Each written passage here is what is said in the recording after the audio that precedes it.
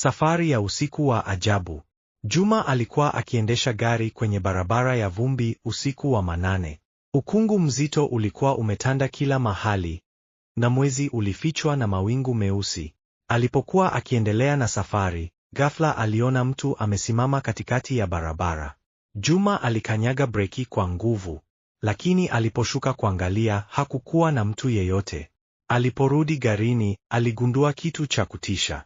Kwenye kioo cha nyuma kulikuwa na mtu ameketi kwenye siti ya nyuma, akimtazama bila kupepesa macho. Juma aligeuka haraka. Hakukuwa na mtu.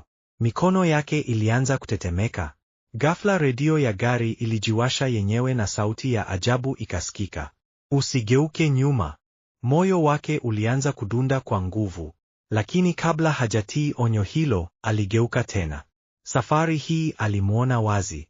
Kiumbe mweusi mwenye macho mekundu alikuwa ameketi nyuma yake, akitabasamu. Kisha taa za gari zikazimika. Barabara ikatoweka gizani. Na tangu usiku huo, hakuna aliyewahi kumuona Juma tena. Watu wanaopita kwenye barabara hiyo usiku